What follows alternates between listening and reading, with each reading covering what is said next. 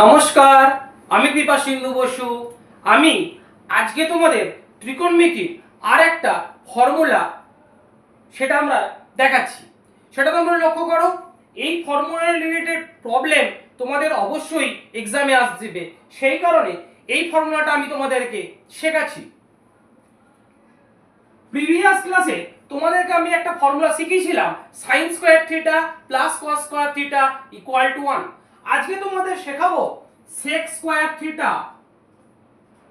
Minus tan square theta equal to 1।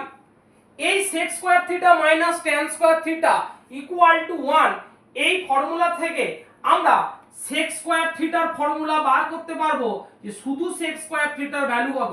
শুধু sec square থিটার value হবে 1 প্লাস tan স্কয়ার থিটা, অর্থাৎ tan square থিটাটা এই আর এইচ এস এ কে মাইনাসটা প্লাস হয়ে যাবে, সেই কারণে sec স্কয়ার থিটাটা হবে 1 plus tan square theta.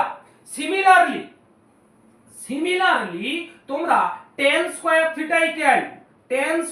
Theta equal two আমরা বলতে পারবো sec স্কয়ার থিটা মাইনাস 1। তোমাদের ক্লাস 10 এর এক্সামের ক্ষেত্রে বিভিন্ন প্রুফ কিন্তু এই ফর্মুলা রিলেটেড আসবেই, অতএব ফর্মুলাটা তোমাদেরকে মনে রাখতে হবে। ফর্মুলাটা কোনো মতে ভুলে গেলে হবে না।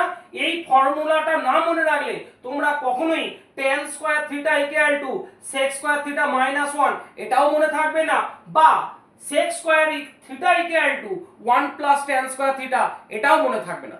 অতএব এক্সামে তোমাদেরকে ভালো রেজাল্ট করতে হলে এই যে ত্রিকোণমিতি রিলেটেড আমি যে তিনটে ফর্মুলা তোমাদেরকে বলবো, এই তিনটে ফর্মুলা বেস করেই তোমাদের আরো অনেক ফর্মুলা নিজেদেরকে ক্রিয়েট করতে হবে বা মনে রাখতে হবে, যেটা তোমাদের এক্সামের ক্ষেত্রে অবশ্যই কাজে আসবে।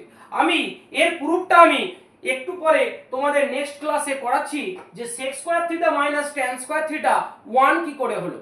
যদি তোমরা এক্সামে এই sec square theta minus tan square theta equal to 1 এইটা ভুলে যাও, তাহলে এই ফর্মুলাটা কিন্তু তোমাদেরকে মনে রাখতে হবে। ঠিক আছে, ততক্ষণ ভালো থেকো, নেক্সট ক্লাস অবধি। ধন্যবাদ।